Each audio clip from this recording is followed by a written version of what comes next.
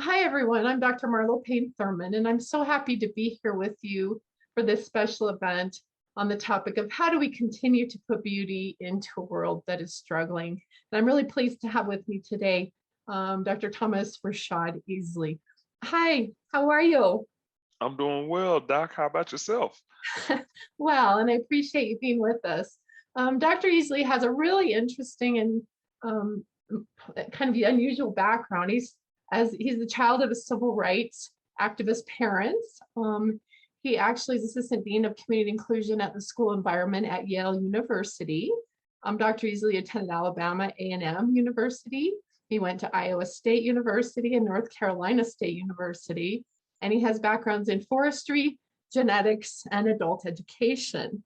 Dr. Easley is also a certified diversity, equity, and inclusion consultant who works with academic institutions, corporations, and other organizations to help them actualize strong diversity initiatives within the environment and within workplace situations to kind of maintain a culture that is equitable. Dr. Easley is also a musical artist, a professor, an Eagle Scout, and a campus pastor.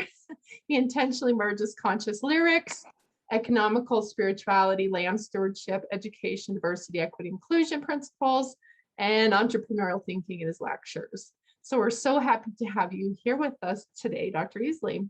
So for our first question, I know I kind of gave a little bit of background, but tell us a little bit about yourself. Like, who are you? What would you like us to know about you? Well, years ago, probably like 9 years ago, you would have asked that. I would have probably said Southern Black Gentleman, which was the name of one of my albums.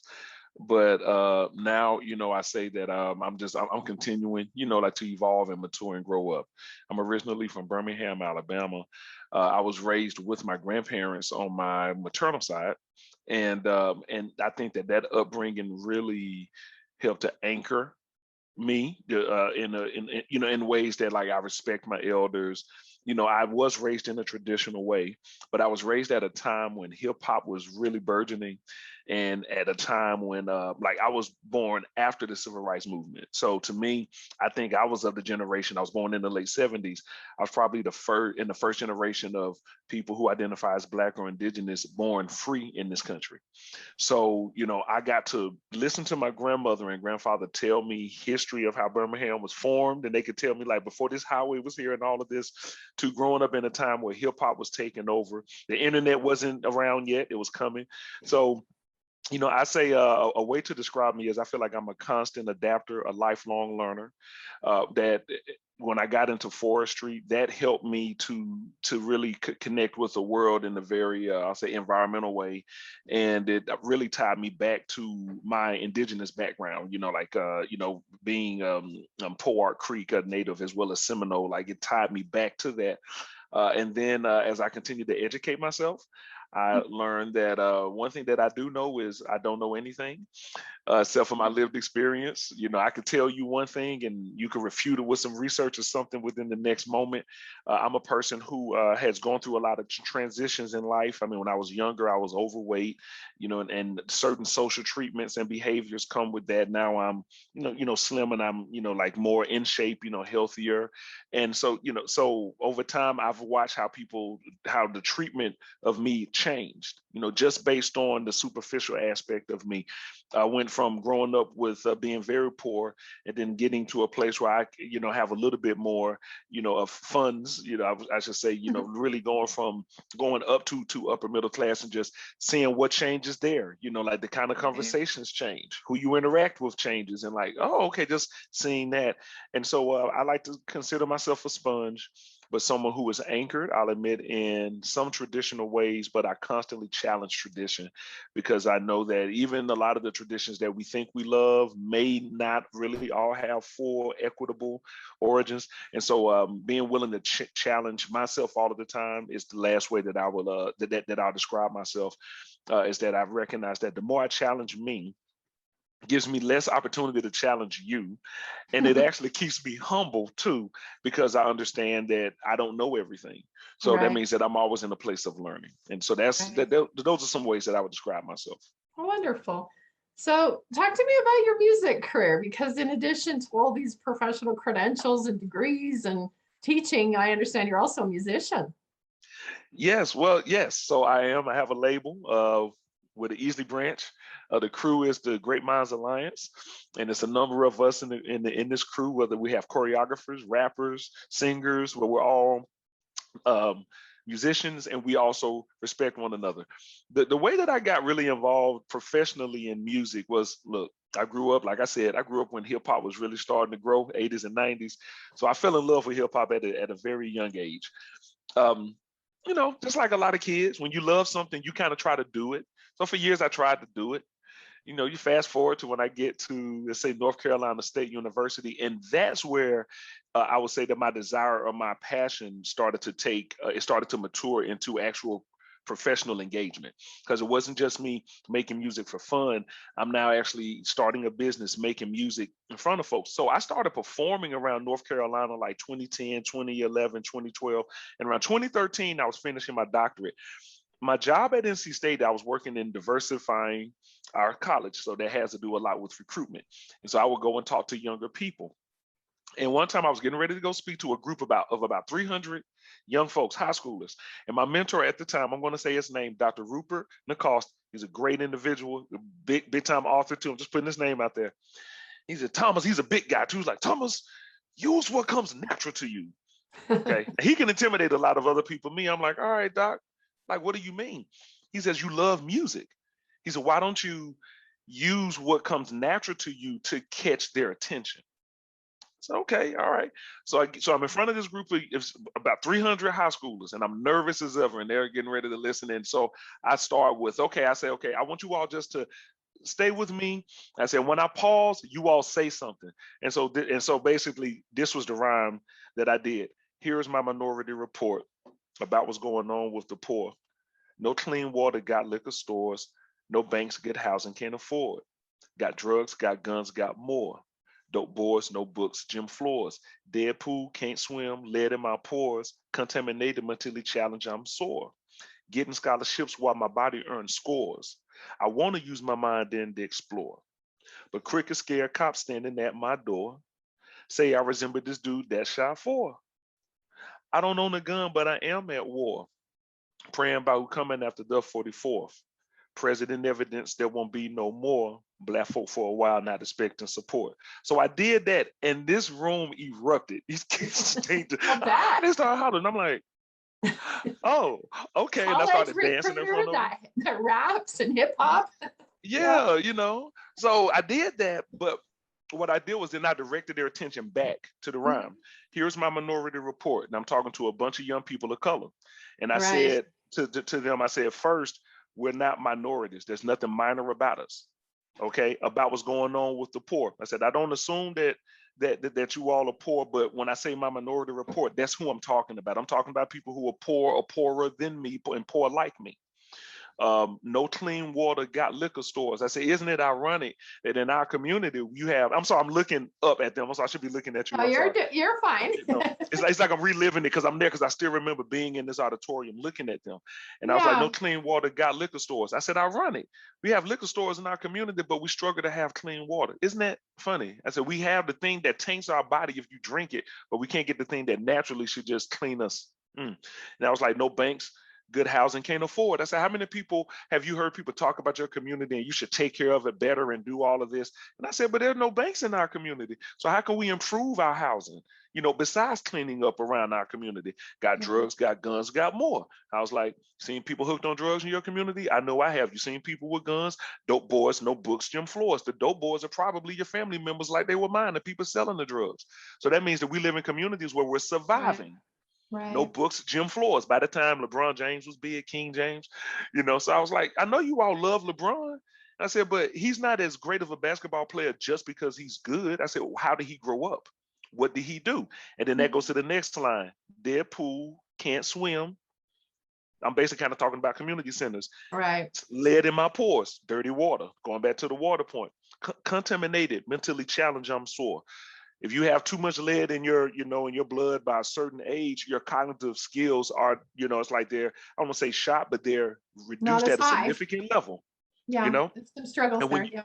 Yeah, and when you see the school to prison pipeline, there's research now that shows that you can determine almost where if a kid's going to end up in jail just based by how they're being educated and the decisions that they're making. So I was showing them that. Then I was Right. like, get scholarships, but my body earns scores. I said, how many people want to play football, basketball, cheerleading? And I started naming all the sports, because I wanted to be inclusive. Yeah. And you saw them raise their hand. I want to use my mind and explore, but cricket scare cops stand at my door. I was like, so we have to deal with police brutality. That was big even then. It's been big for Right. over plenty of years, plenty of decades. Say I resemble this dude that shot 4. So now I resemble somebody who committed a crime, but I don't own a gun, but I am at war. So I'm basically saying, how can I shoot somebody? I don't own a gun, Yeah. but I Yeah. am at war. At the time, Barack Obama was the president, 44th president. And I said, I don't own a gun, but I am at war, praying about who coming after the 44th president. Evidence there won't be no more black folk for a while, meaning in the presidency, not expecting support. So when I Right. explained that to them, I closed with saying, now I work in the College of Natural Resources.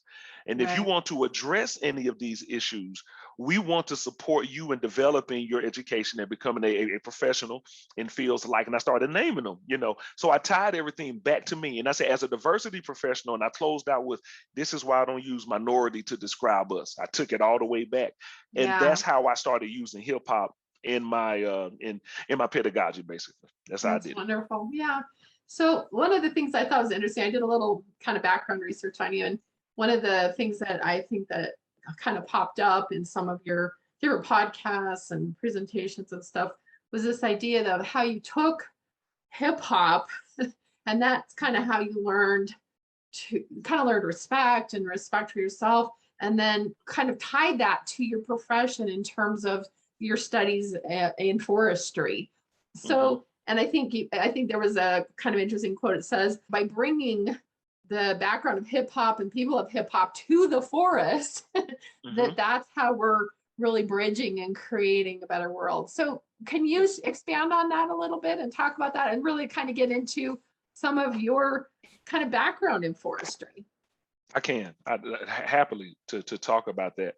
So, as a forester who's also a diversity professional, I'm sitting in a very fortunate position right now.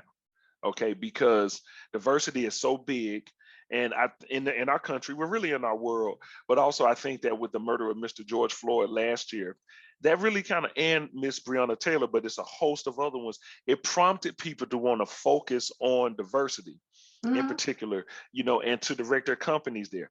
Well, I come from a family that was entrenched and active in the civil rights movement. So the other thing that I bring to the table, right, is okay, I grew up with my uncle who marched with Dr. King and my mom in particular, but all my aunts and uncles marched with Dr. King. But my uncle was a leader in the movement. So then I bring that part to it, coming from Alabama and seeing how people were up against a number of challenges. Laws were not on our side. Okay, then I get into forestry, right? So then I take that and then I go off to school and then I learn about forestry, a field that I was not raised learning about. Even though I'm an Eagle Scout, we didn't talk about that. And when you think about that, when you think about it, here's the reason why. Because when you're talking about forestry, you have to think about being an environmentalist, more than likely, harvesting off of land, which means you probably own that land. So we're dealing with an economic discussion. If you don't own land, you know how you having this conversation. That means you also have to have the equipment to harvest that, right? That means you have to have money. So then it ties back to an economic discussion. So when I got to school, I didn't know anything about forestry. I had no idea. I knew nothing about it. But I was pretty smart. I did some research and I was able to earn a scholarship. So that right there tells me that there's this disconnect between communities of people and forestry, right? But I love hip hop. I grew up rapping. I grew up like trying to become an MC. I grew up studying all my favorite artists, and being hip hop. Hip hop is it's a lot of things, in particular how you talk, how you dress, okay, how we rap, how we dance, break dance, how we graffiti, so it's how you represent yourself. All right. And then while I'm in school, I'm taking public speaking classes, and I'm like noticing that what they're teaching us in public speaking, I've already learned as an MC. I'm like, I already know how to represent myself in front of a crowd of people. I know how to speak clearly. I know how to get to know my audience. Fast forward to when I get to NC State, and this is before Yale, and all of my colleagues in particular who care about diversity say we want to increase and enhance diversity. But they sadly, and I used to think this too, think that what you do is go to a school, just sit up in front of a place and tell them here we are here, we're trying to recruit you and we want you to come to the school, but I'm in a discipline that most people don't know about. So Dr. Nichols told me to hook people. Okay. He taught me about that. Use your passion to hook people. But what I also recognized was I got bored many times when I was in meetings with people that I respected because of the way that they were talking about it. I'm just sitting there like, well, y'all talking about this environmental stuff in such a way that I understand what you're saying, but it doesn't connect with me. I just understand what you're saying because I've studied in these environments. I know what you're saying. So I get it, but I don't care about what you're saying because you're not trying to connect with me. You're only speaking about it in what makes sense to you. So when I started to infuse hip hop in what I was doing, what I noticed that I was doing is exciting younger people. Right. And if I can rap about this in particular in a way, it can contribute, and I've seen it because I've done it. It can contribute to their interest in it. How do I know? When Mos Def on Black on Both Sides, 1999, made a song called New World Water, it made me think about water a different way. In this song, he's talking about how water is a scarce resource because of the way that we treat it and the way that we treat each other. I'm a senior in college listening to that going, man, we need somebody to talk about forestry like that. Fast forward Right. 20 years later, that's what I started doing. I'm like, all right. And then I started making music to talk about forestry. Now here's the caveat, and then I'll ask if I'm answering your question. A number of people who read my articles on hip hop and forestry, they took it the wrong way. Many of them, and I know I didn't say this in the article. They took it. What they took when they read my article in E360 was I was saying you need hip hop to teach young people because that's how they understand. That's not what I said. I said I use hip hop to hook people or to excite them to then want to learn more. I don't think that they need hip hop to learn. Students are they're brilliant already. Or they can learn if you know how to teach them. I Mm-hmm. don't need hip hop to teach people about the environment. But when you don't speak, but remember what I said, I was bored. I'm sitting in meetings with people and I'm like, I'm a forester. I know what you're talking about, but I don't even want to work with you because I don't like how Right. you're talking. I don't like Right. how you sound. Now imagine coming to my community and doing that. And they're going to be looking at, and what my community would do is look at me and like, Doc, why you sitting there with them? Why they talking all around? See?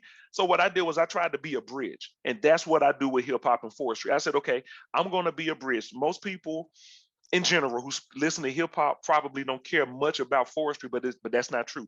They don't know about forestry. And a lot of people in forestry, in particular, okay, who don't look like me, okay, who may look like you, but who are also great and amazing, they may not listen to hip hop, may not notice because that's a generalization because we know that that's not true. People don't go Right. platinum in this country if only Black people are listening, please. So anyway, the point is, Black people use like the testing ground. We determine what's cool and other people follow, but there are people who may not listen to hip hop because of what they perceive it to be. So I just operate as a bridge. Okay, I'm going to make hip hop more understandable for those who don't listen to it. And I'm going to make forestry sound a little bit more interesting for those who don't know anything about it. And then if that hooks you to want to learn more about forestry, come and talk to me. If that hooks you to want to learn more about hip hop, come and talk to me. And I'm going to bridge you with communities of people who you can now inform each other. That's what I did when I was at Yale by bringing the school community together with the city community.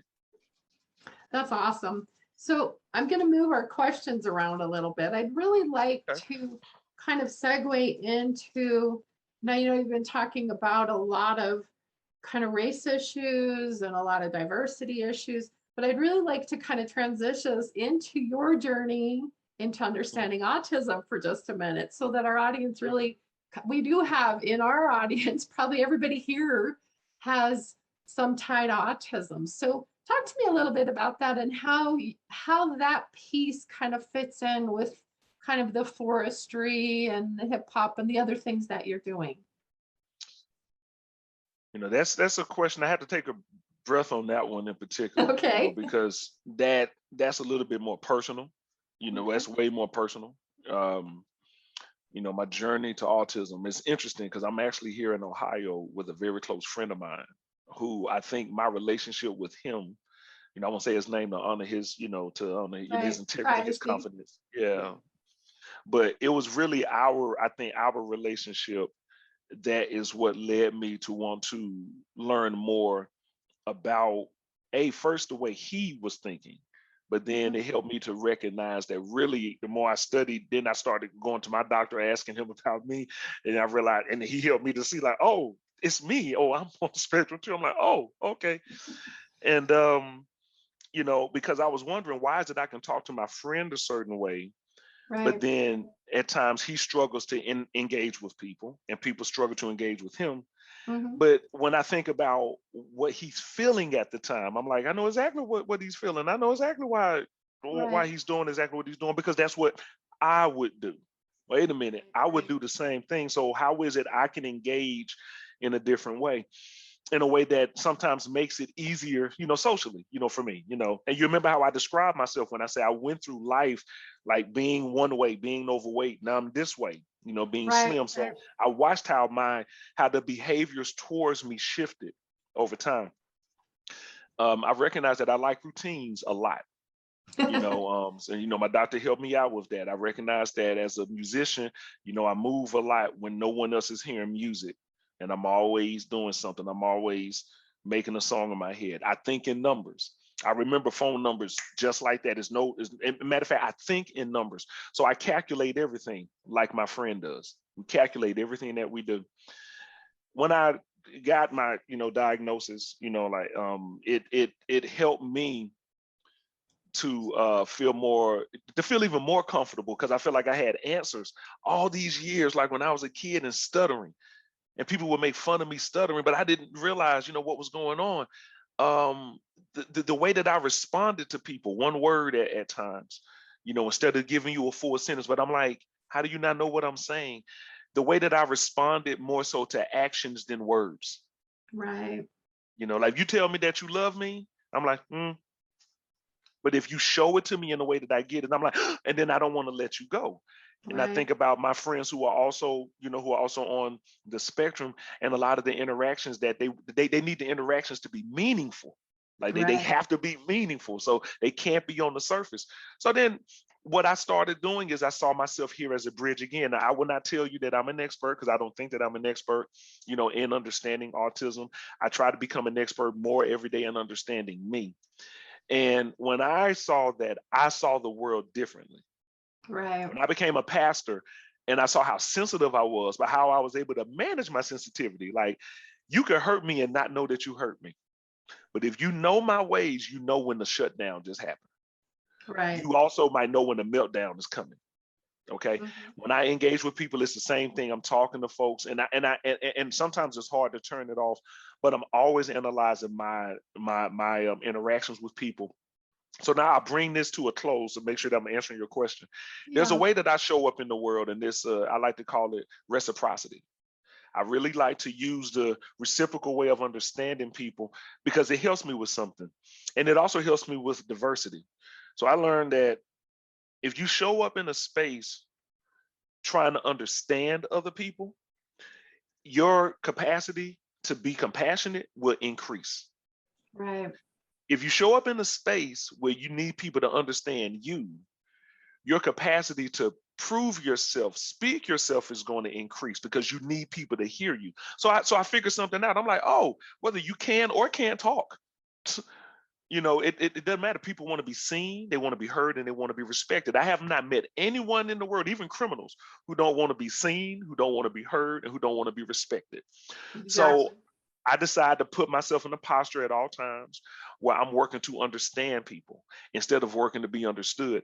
And when I work further to understand people, I can see the gray areas. I can see it in their behavior. It comes so clearly now. I'm like, oh, they're agitated. Someone didn't ask them the question correctly, or they didn't ask them the question correctly for them. Okay. Oh, you tried to force a relationship too soon. You got too comfortable with them. You're not there yet. You can't. Don't use nicknames. Don't do that. Oh, wait. No. Don't move their stuff around. Don't do it. Ask first. Or if you have a good relationship with them, ask a certain way so they don't feel like you don't have a relationship with them. See, I think like this all of the time. And so when you're doing diversity work, the way that I do it and the way that I work so fast is I work to build relationships with everyone in the organization. And I really can do this, Marlo. And then I can watch what everyone is doing. It's almost like I literally know what everyone is and is not doing. Then when person A, I'm talking about a 300 person organization at least. Then when person 16 challenges person 85, the first thing that shows up in my mind is what person 16 is not doing. Right. Like I can already tell their BS. I see it. It's like, oh no. And then I can see how person 85 is now mad because no, you didn't. I'm like, uh-oh. You see, so then I become a bridge. I'm like, I can go to person 16 and go, before you went to them, did you consider this? Did you consider this? Did you consider this? Because they know that about you. Go That's to person interesting. 85. Person 85. I know that they came to you. Okay, they came to you probably because this is where their head was at. They weren't thinking about this. But is it true what they said? Like, is it Right. true? Okay, Right. is it true? Okay, then let's lean on what's true, but they are going to have to come to you a different way. I understand. You see, Yeah. so I put myself in the middle, and that's how I use. That's why I don't consider me having autism a disorder. I don't consider it that. I consider it, I think differently. And so when I engage with other people, that's how I engage with them too. Once, if I find that out about them, I'm like, no, I don't think that there's anything wrong. I don't, but I'm not going to disrespect. I want to refer to you how you want to be referred to. I want to use whatever terms you're comfortable with, and then I'll do my best to try to bring others along. But that also means that I kind of put myself in the lowest position. So that means that people can say sometimes offensive things to me and I don't react to it. Because as far as I'm concerned, and I'm not trying to insult people, their ignorance is what's coming out. So I just assume that you're unaware and that you don't know. And that's how Right. I use it. So I hope I'm answering your question, or at No, least you hopefully. are. And it's interesting. I actually have a colleague and woman that I've worked with who is, she works for foreign affairs, and she's Mhm. very autistic and very, and in many ways has some real challenges with her autism, but is literally paid by the United States government to sit in on meetings and figure out who's with who and who's fighting with who and what happened in this, what that structure of that government is, like what are behind the scenes. And she's very, very good at that. And it's interesting because I think what you're talking about is we always have this assumption that people with autism can't read social cues or they struggle with social interaction. And they certainly struggle with social interaction. But I've Right. always kind of thought about that maybe it's that you're taking in too much information to Hmm. kind of narrow Hmm. it down to the how does your fat face and your mouth look, right?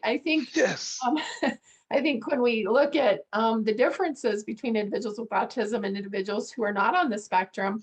sometimes we see that, people who are not on the spectrum just generalize across kind of the whole facial feature just to the eyes Yeah. and the mouth, and that's it, right? And That's so it. then Right. what you're talking about is being able to attend to a lot of different details that give you the information to do your diversity work, and that's Hmm. part of your learning style with your autism, and it Hmm. makes it so maybe other parts of social interaction are difficult, while this particular skill is actually kind of highly honed or highly advanced.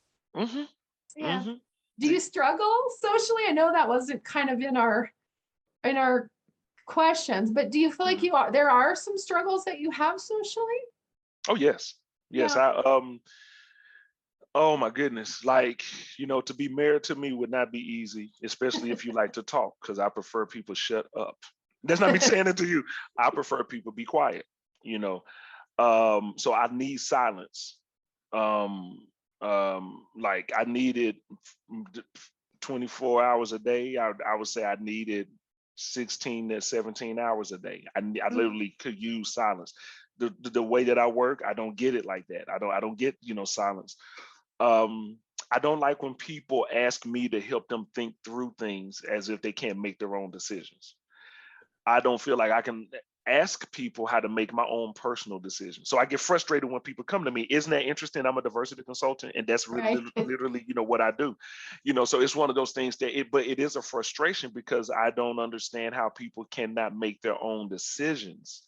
When you made the decision to take the job, how do you not know how to make the decision to lean into like this initiative? But what I realize is when people are insecure, and also maybe unaware, they need help. So what I remember, but remember reciprocity, the same way that I would have needed help to understand, why do I speak like this?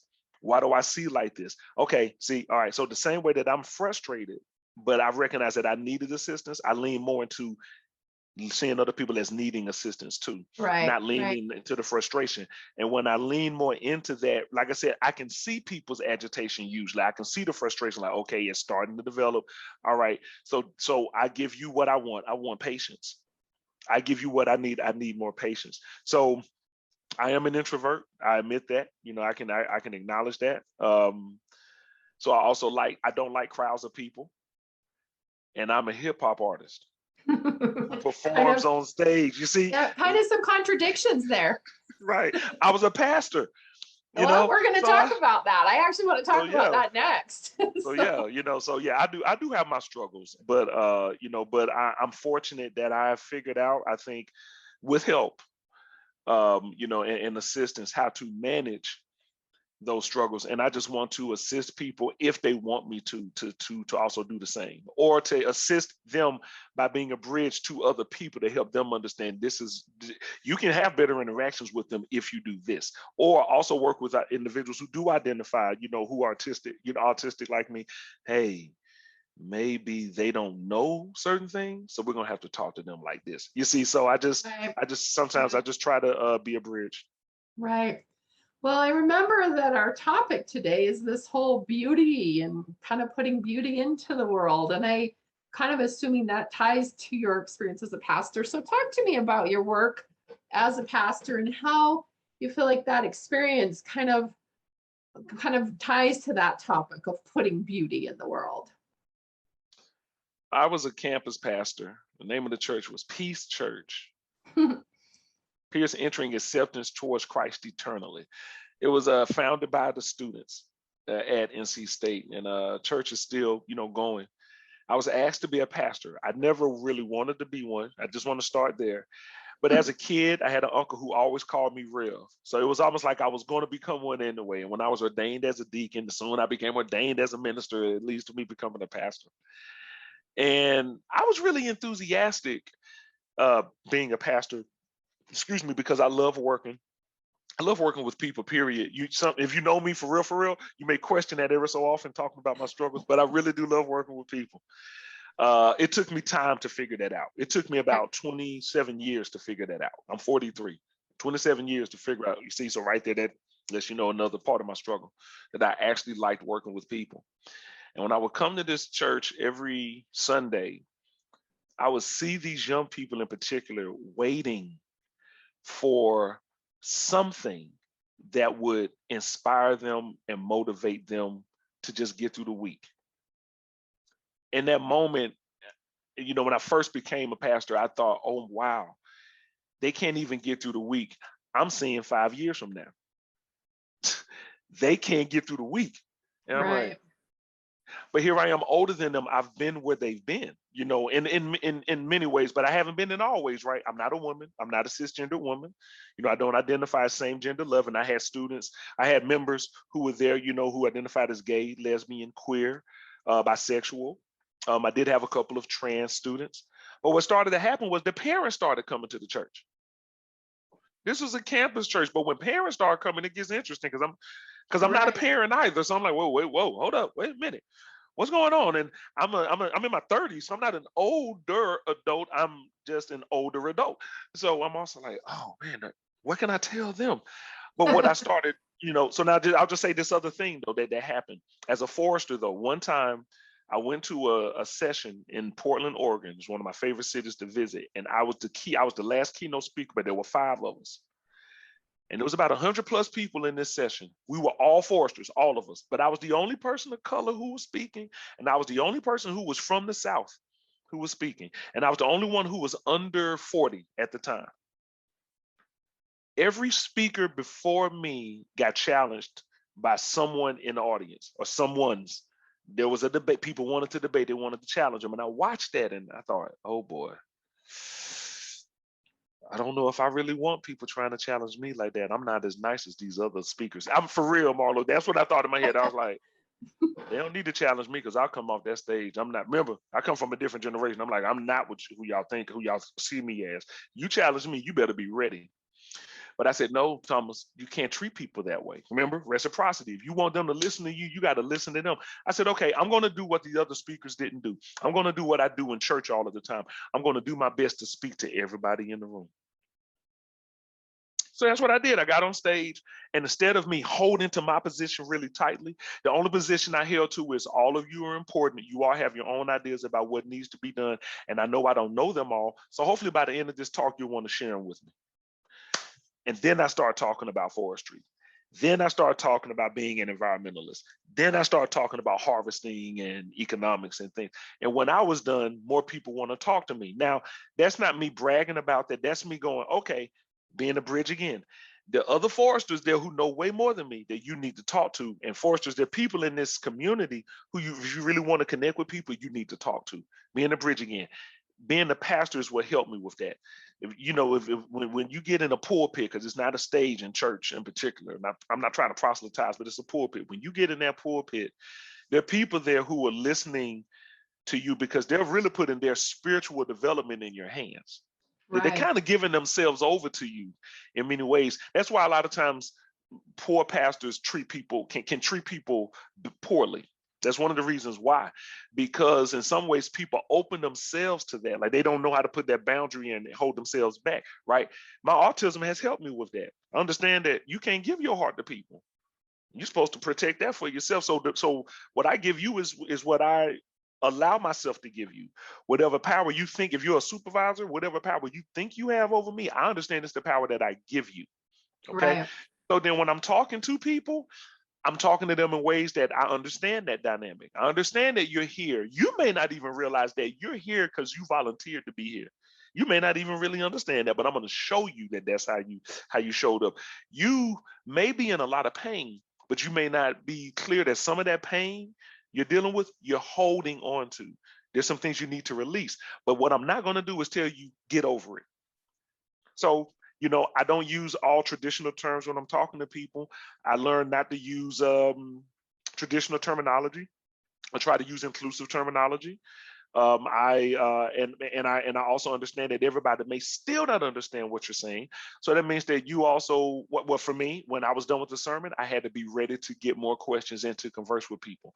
So that's how being a pastor helped me to be a better diversity professional. Right. Okay, right. Recognizing that if you're going to lead, and if you're going to say you're a leader, see, I don't call myself one. Other people do. But if that's what you're going to be, then you have to learn how to talk to everyone in your organization or institution that you're leading in if you're going to be the self-professed leader. Because a good leader, people want to follow you. And the best way you know that they want to follow you is they want to do what you're doing. Right. Not just I'm going to follow Dr. Thurman where she's going. No, I want to do what she's doing. So that means right. I want to behave like she behaves. And that's what being a pastor taught me. Well, it sounds like you are doing a lot of, when you say that, behave the way I want people to treat me and the way I have observed the people I respect treating others. Sounds like that's an important component as well. So you got kind of into the diversity stuff a little bit more. And I'd like to can you talk a little bit more about your diversity work? In other words, we talked about kind of your work as a pastor and kind of some of your work in forestry and how you've tied hip hop and forestry together. I'm really interested now to really maybe talk about kind of your definitions of diversity and kind of the work that you do in diversity. Mm-hmm. Okay. Well, let me start with the definitions of diversity and then what I do. Okay. The definition of diversity, one word. It only means one word too. It only means difference. That's all diversity means, difference. Another way, variety. Okay. Right. Plentiful. That's all the word means is difference. But when I do now, to answer your question about, well, what do you do in diversity work? Well, I'm a consultant, I'm a teacher, I am a facilitator. So I get brought into places to help them. Actually, as you read it, you read it beautifully. I couldn't have read it better, and I didn't. So, okay, but you already said it. So I'm just repeating what Dr. Thurman said earlier. Actualize diversity initiatives. Okay, so they bring me in. Let's say U.S. Autism Society said we want to work on our diversity initiatives. They, like I get brought in. What I normally try to do is what I would do the same way when I'm working for an organization, like when I worked at Yale. I don't come in ready to bring about change. I come in prepared to bring it about, because that's what being in a trained professional is. I caution using the word expert because I'm always learning something different. And then I try to learn as much as I can about the organization, which means I want to learn the history of the organization. I need to know how you originated. I want to know how you were founded. I need to know what your parameters of success are. I need to know what your parameters of a pitfalls are too. So I need to see how risk averse you really are. Most people may not think that that has anything to do with diversity. Because most people, when they think diversity, they race, gender or gender expression, disability, or access or different ability, accessibility, religion, education, age, we can keep going, language, all of the citizenship. All right. Me, I look at diversity like this. Diversity, equity, and inclusion. I'm going to put all three words now. If you put all three words together, diversity is difference. Equity is basically everyone having what they need to do what they need to do to complete their job. Inclusion basically means that you have the input of everyone. But in most organizations that were founded as a monoculture, meaning it was founded under one vision or by one group or by one person, you're trying to evolve into being a multicultural organization. It's not necessarily easy. And if you think that, not you, I'm just saying brought in, and if you Anybody, think right? that Anybody. anybody just wants to talk about diversity and then they want to talk about race in particular, I'm like, oh, wait, I think you missed a couple of steps. Okay, then they go, well, what do you mean? Well, let's talk about your policies as well. Let's talk about what governs how you operate, okay? Because who came up with those decisions? Who decides what's right? Who decides what's late? Who decides who and how we get promoted? Who decides what success is? Okay, because when you bring me in, right, if we don't have those discussions, then when you try to make things more equitable across the board, it may change how you do what you do, but you haven't thought about that yet. You see, Right. if you want to make things more equitable, now that's going to impact your timing. You may not have thought about that now. Oh man, and if it's impacting your time and now it's impacting your efficiency and your effectiveness, we hadn't even got to the race part yet. Right. Because we don't Exactly. have to. Or the disability or the We do haven't you even have gotten to that people yet. with autism? Yeah, exactly. We haven't even gotten to that yet. It's just in how you operate.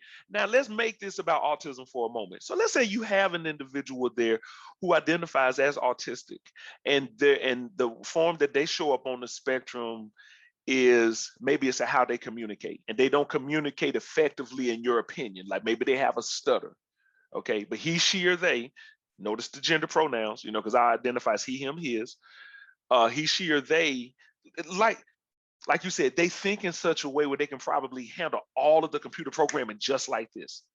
So what ends up happening is because you being a person who has not studied autism or who may not be patient enough to work with people, you're saying that that individual is not efficient, not effective, and not working. It's like, no, that individual more than likely is doing their job to 110%. You have not figured out how to connect with him or her or they to bring that other piece of them out that will probably make this company work a lot faster if you knew how to use it.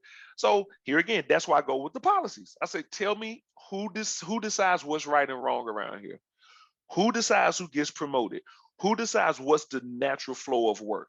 Because if you show me who that person is, and if that stems way back to the origin, and let's say your origin is a century years old. So a century ago, I'm like, oh, we were founded in 1921. And you still operating under your constitution of 1921. How much has changed since your organization founded? I put money on it. If you were founded in 1921, women didn't work for you at that time. Right, exactly. I can just say it. If you were founded in 1921, Black people probably didn't work for you either. And if they did, they probably were cleaning up. You see, so then it becomes a history discussion. This is why diversity, equity, and inclusion, for me, is something that I'm passionate about. Not that I think that, oh, because you're a woman, you're supposed to be on top, of because you're Black. I don't really believe in that regard. I go more so from a human perspective because I help to bring you in here. I should operate from an assumption that you worked hard to get here. I shouldn't operate from an assumption that I gave you a chance. No, I should operate from the assumption, remember reciprocity. I want people to respect the fact that I worked hard to be here. So I'm going to do the same thing with you. Now, let's talk about congruency. Because I know the way that I think, Remember what I said? I pay attention to what you do, but I actually do pay attention to what you say. Is what you do what you say? That's congruent to me. Well, if what you do does not match with what you say, that's incongruent. That means you're a liar as far as I'm concerned. Now, can you imagine someone who's in a position of power who thinks that way and who engages with people? And then you put me in a position of power to help do something? That's the first thing I'm going to see, because those are the gray areas to me. I'm like, you're not doing what you say you're going to do. And why is it this woman who's working to get tenure? Oh, she's pregnant. Okay, so how do we then make flexibility, okay, for what biologically is going to take some time? That individual may not be able to jump right back into this work once their child is born. You ever heard of postpartum? Like, what happens a lot of times to people after? And then we say, oh, do FMLA. It's not just that simple. See, I get frustrated even thinking about it. So then that's when I go, no, that's not enough. We have to talk to the individual. Have we asked her what she actually needs? Have we asked her about what's going on with her family? Have we asked her about, and I don't mean that you can literally ask them that, but what I'm saying is, have you considered that? Right, exactly. Okay. Well, if you haven't considered that, maybe we need to do a little bit more understanding of our colleague.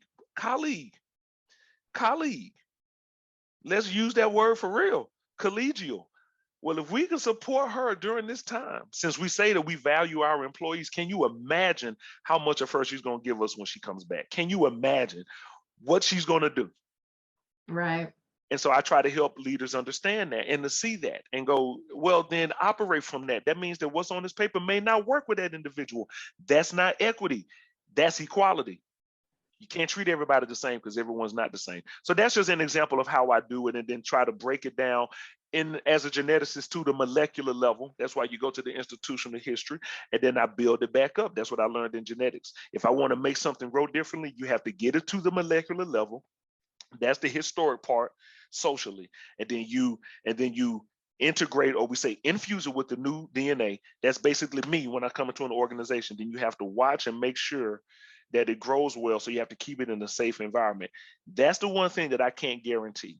So that's why because I can't guarantee a safe environment. That's also why I try to help people to be more mature in places of work, because no one owes you anything.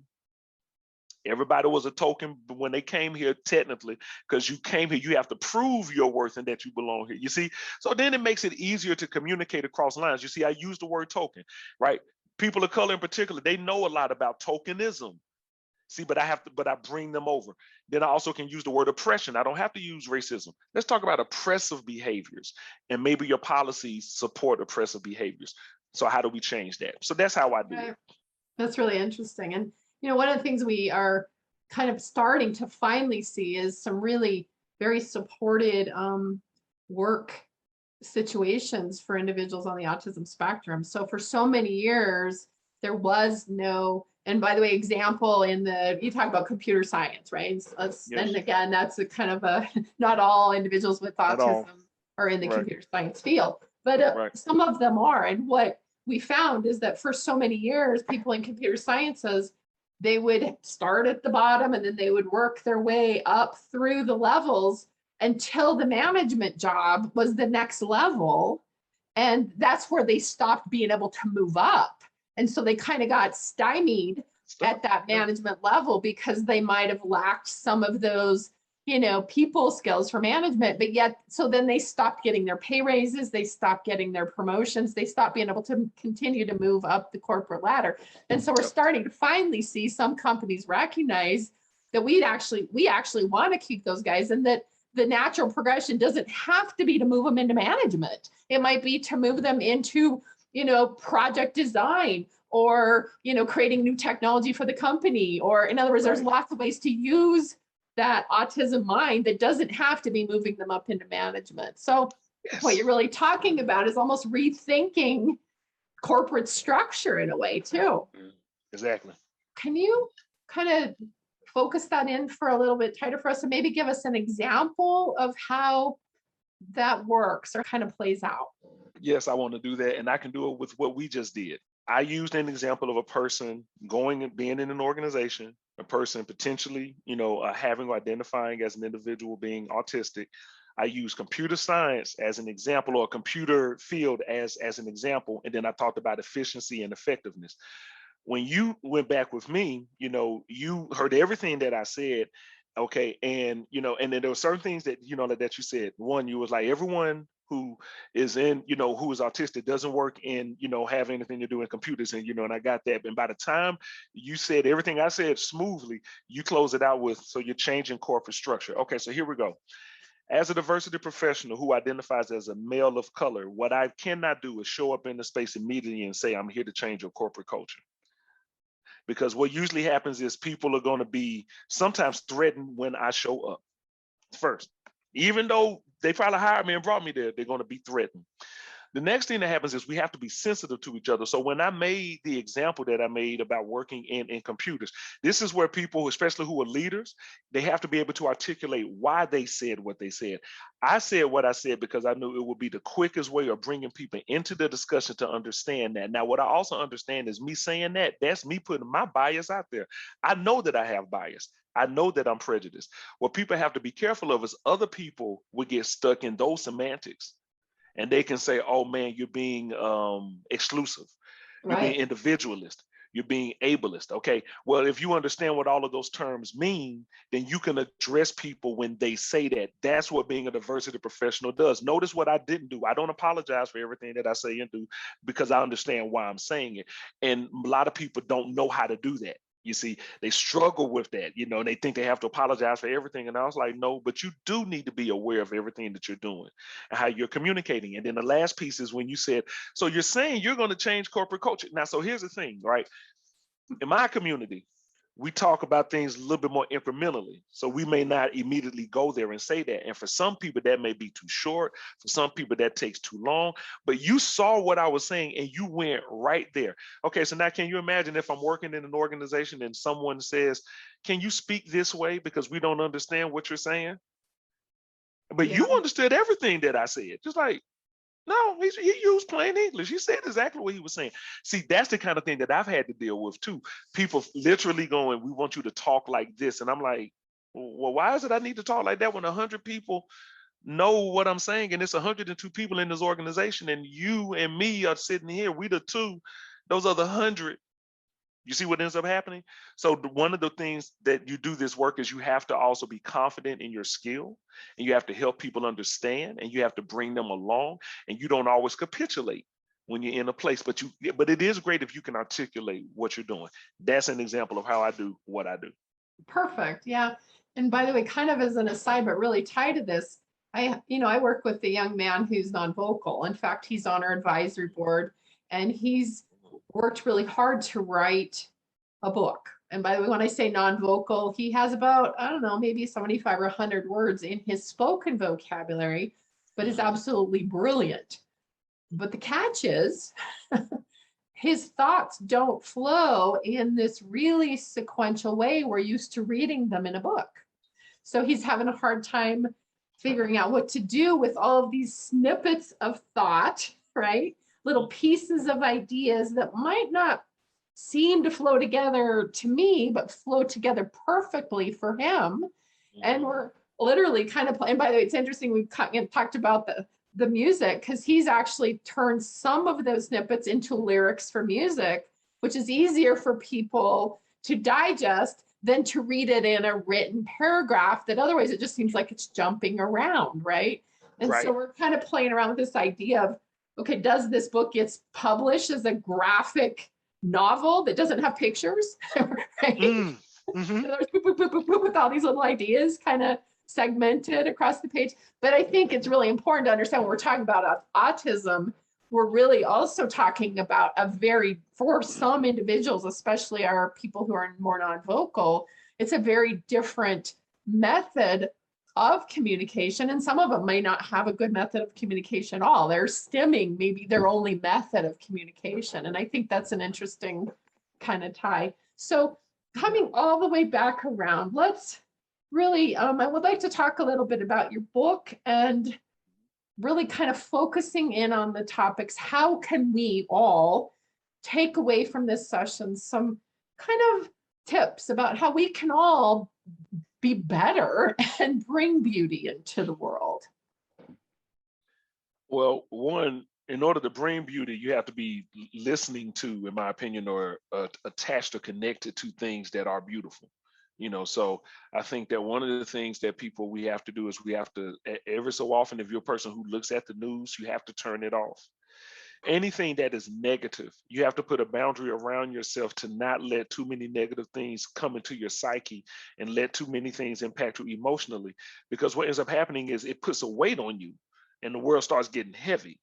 So it's hard to put beauty in the world when you feel like you're weighted down with something that or some things that are so unattractive to you.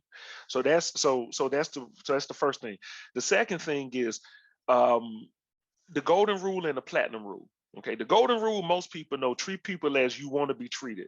The platinum rule is treat people as they want to be treated. So the good thing about the golden rule, right, is if you're aware of yourself, that's the benefit. You know how you want to be treated. The con part of the golden rule is that I'm not you. So you can't judge me based on your standards, you see. And if you care about connecting with me or making a relationship with me, then that should be central to you. That's where the platinum rule comes in. Platinum rule, treat me how I want to be treated. And the only way you can do that is if you know me or have a relationship with me. So then here we go, putting beauty into the world. Well, then, you put beauty in the world that you have a relationship with. And I have what I like to say, a nuanced relationship with the world. I feel like I belong to the world. So I owe it to the world to put beauty out. But I also know that as a citizen or a global citizen, I can also hurt and harm the world, and I can also help the world too. And if, as an environmentalist, thinking about the way that I consume a lot of things, in many ways, I'm harming the world. So that helps me to be humble, to understand that I'm not doing everything perfect. So the other way that you put beauty in the world is you walk in humility. And then what you recognize is as you're walking in humility, you'll probably start paying attention to the things that make you feel good and the things that make you feel bad. Because now you're humble. You recognize that I don't do everything well. I don't do everything right, but I do everything as best as I can. And so then remember reciprocity. If I want to feel better, then in many ways that means I probably have to think better. And if I think better, then that means, I hopefully will then do better. And then if I do better, that means that I behave better. So now if I'm behaving better, I'm intentionally putting beauty in the world. And I understand that when I do it, it is helping the world in some ways, but I'm not entitled to the benefits that may always come from it. And that also means that people are not entitled to, all right, but I feel that the world is, because I owe the world. I am a citizen of the world. And that's how I think about it. So when I'm putting beauty in the world, I don't think that people should like it. I hope that they do. When I put beauty in the world, I take on the responsibility of putting that beauty. And for me, my beauty is through music. My beauty is through poetry. My beauty a lot is through my diversity work, which means that if you like what I'm doing, hopefully you'll buy it. Hopefully you'll pay me for it. Hopefully you'll see the value. And then if you then do that, that makes you a supporter of what I'm doing. And then I feel obligated to give you more. But I want to give you more beauty. That means that I need you to know me more, and I hopefully will know you more. And that's why I don't consider people who support my music or my label fans. I call them supporters, because you support what we're doing, hopefully because you understand what we're doing. That's why when I'm in a place of work, I don't call people that I work with family, because I have family outside of work, but I do call people that I work with colleagues, so we can be collegial to each other with better relationship development. We can become family, but I don't just assume that and walk in and say that. The same way with friends. In order to have friends, you need to be friendly. You can't expect love if you don't show it or give it. So that means I work to be friendly too. And over time, if we have a good relationship, you become my friend. But I don't just assume that because I've known you for a year, you're my friend, and because I work with you, you're my friend. I put beauty in the world, and hopefully you feel better when you're in my presence, then you want to be in relationship with me. You want to be my friend, and then we can put beauty in the world together. That's beautiful. It's very beautiful. So, tell us about your book. Well, the book is entitled Mind, Heart for Diversity.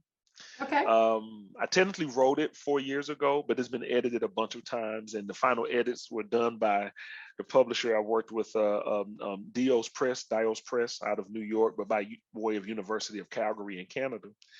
And the reason I call it Mind, Heart is because first the mind. When I'm brought into places to help organizations and individuals do this work, a lot of times they always say, tell us what to do. Remember my frustration? I don't like when people don't, so I'm like, okay, so you need me to help you think for yourself. All right. Okay, so so we deal with that part. So there's a mindset that you need to have in order to do this work. And so if you see yourself as better than other people, you're really going to mess up. If you see yourself as entitled for everything that you have, you're going to mess up. Here's another thing. If you see yourself as everything you have, you've earned 100% on your own with no assistance, you're going to mess up. Okay. Yeah. Because that means your head is not where it needs to be. Because everything that I just said, if that's what you think, you're wrong. Like, and that's true. You are wrong. Okay. Because no one gets to where they are by themselves. It takes a network to get you where you are. It takes support sometimes to get you to where you are. Okay. So I work with the mind, and I want to talk about how do we get you thinking a certain way. Now, the heart. Well, if your heart is in it, you usually will follow through with it. Okay. So now we need to understand how you feel about the thing as well. Okay. In many indigenous communities, they say heart, head, heart, hands. Okay. Whatever the head is going to feed their heart, whatever comes out of the heart is done by the hands. So I'm basically just without putting the body, in it, because I didn't want to steal from something, from another, philosophy. I wanted to create my own. And I say I help people use your head and your heart when you're engaged in difficult interactions so that you can hear who you're talking to, but so that you can challenge yourself at the same time and be ready for a challenge if it comes. Because a lot of times what makes people freeze up is that they don't know a lot of times what is automatically coming, and they think that they should know. So I'm like, calm your shoulders down. And that's why I say be ready to adapt and adopt as you learn new things. And then as difficult things are happening, you can then pay attention to your physical activity. I mean, your physical behavior, So that's why I tell people to work to keep your hands open. Because when you start tightening up, you start doing this. Well, nothing can come in if you're doing this. So that's why it's entitled Mind Heart. And if you don't mind, I'd like to just read a small I, excerpt from it. I would love to hear that.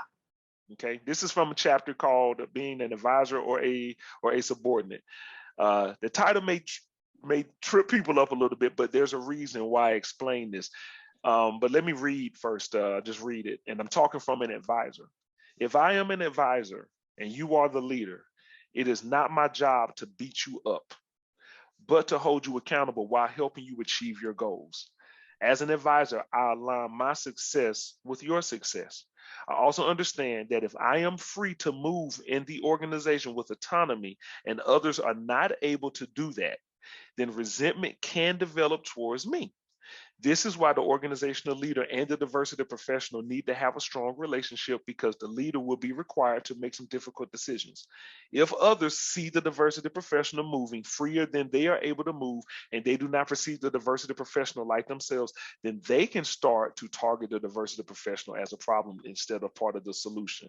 So if you're the leader making institutional change, you would need a support system because you'll need to push through the challenging times. You may also need people to help you stay on track given your competing priorities as a leader.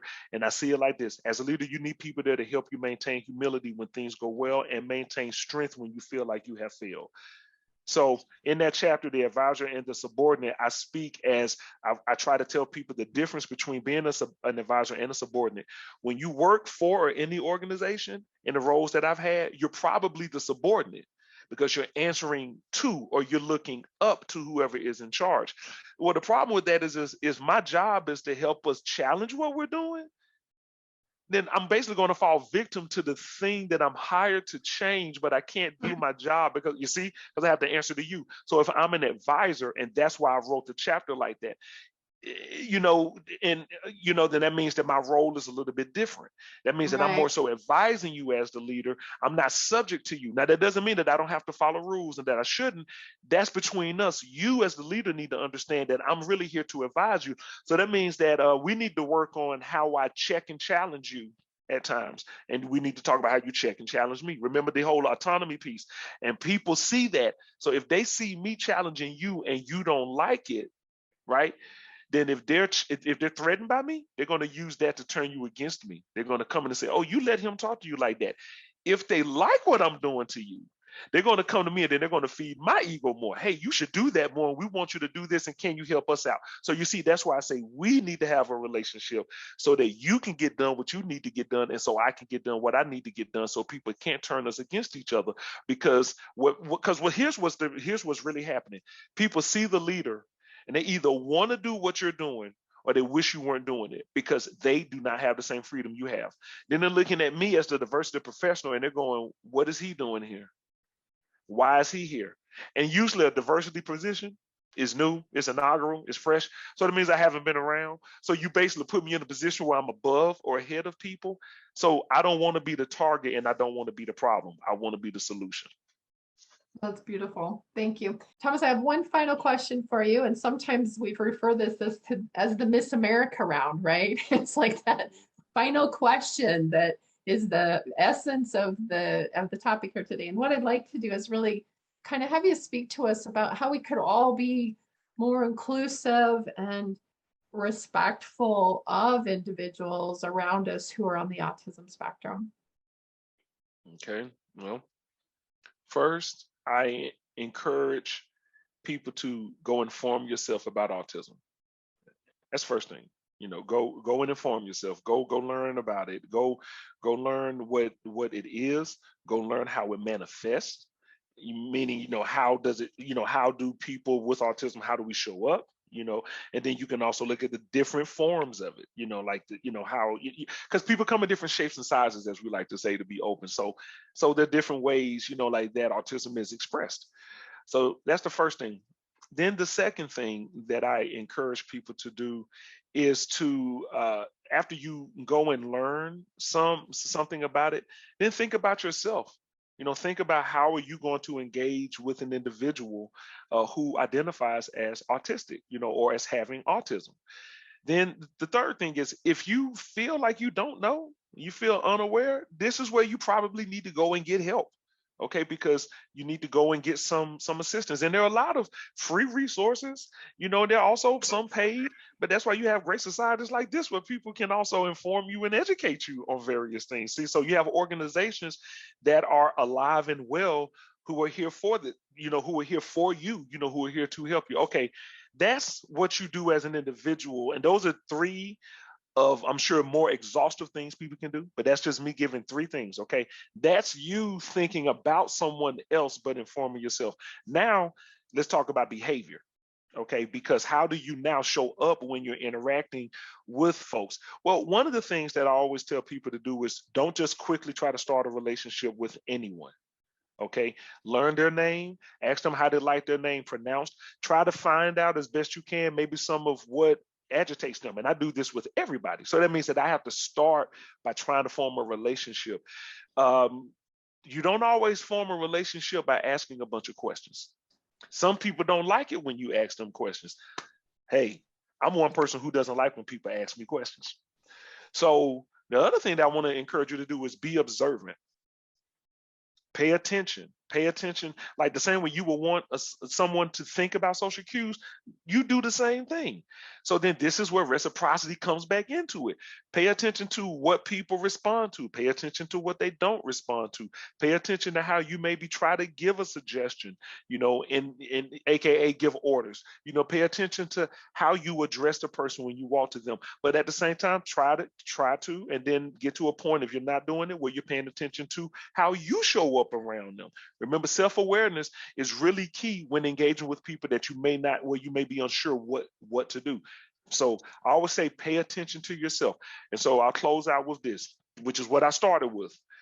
Seek to understand. If you are working with an individual, you need to work better to understand them. And if you're working better to understand them, that also means, and I can say this as a counselor and as a pastor, the more you understand other people, you actually end up understanding yourself. That's really what ends up happening, because like I said, I understand more and more why people get agitated, because I know when I get agitated. That's why I can tell you now, don't do that. Don't say it to me like that. Don't ask me to do that. No. So then the other thing is, I always tell people, take notes, ask questions. Like at some point you do have to ask questions. Okay. And work on your patience. Okay, and make sure that you're asking questions out of a curiosity. Don't ask questions in a declarative way. Okay, use I statements if you don't understand. Don't tell somebody about themselves. Okay, don't assume that you understand everything that they're doing. Don't assume you understand how they're operating, because you may not. Make I statements. Nonviolent communication. That's the last thing I close out with. If people want to know more about, go study that model. The one scholar I know who's a big proponent of it is Dr. Matthew Rosenberg, but I know that there are other scholars. But nonviolent communication is a model that people can use. Thank you so much. So everyone, we've been here this evening with Dr. Thomas Rashad Easley, and we really had a great conversation. I'm so thankful and appreciative of your time tonight, Dr. Easley, and so glad that you can be part of the U.S. Autism family. And I guess that's probably a term I need to kind of rethink a little, but definitely kind of letting you know how much I appreciate this opportunity to speak with you and share your valuable information with all of those who are listening with us tonight. So thanks, everybody. Have a great night.